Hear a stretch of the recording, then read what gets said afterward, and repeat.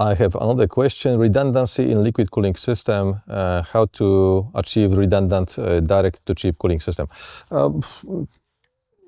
Pretty generic question, but I'll try to elaborate on that one, still keeping short answer. So first of all, it's about those critical components. So you need CDUs, those most critical component of the direct-to-chip cooling system, being redundant by design. So we need to have redundant controllers, redundant pumps. So we have pumps which, so the capacity of the CDU must be provided having always N+1 redundant pumps available. And please watch, check and trust but verify, basically, because many respectable large vendors are basically tricking customers and saying that they have so many megawatts, but it was assumed that it's all the pumps operating at the same moment, so no redundancy. So please check, ask questions. That's first. Secondly, we need to create the topology which will support the redundancy, and that could be, and it's all about the topology.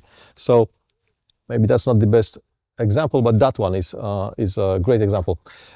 You can see the generic topology which will support redundancy on the large scale. So imagine you have multiple rack rows line up like so, and instead of having two CDUs at the end of each row, you will be able to get to have the CDUs line up on the separate technical cooling system or secondary network loop.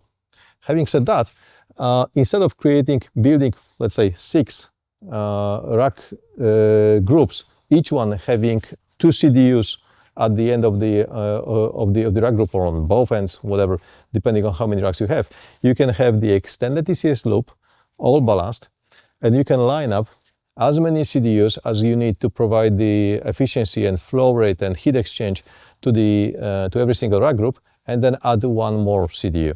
So instead of doubling the number of CDUs per each rack group, you can basically just extend the piping, extend the group, and then in that way you can basically save a lot. So basically buy less CDUs, which, well, I recommend. The lead times are pretty long right now, the costs are high, so you need to, let's say, create the loop, create the topology which will support and which would make your installation affordable and competitive on the market. So that kind of topology, not more CDUs per one group, but basically less CDUs which will share the whole complete data hall.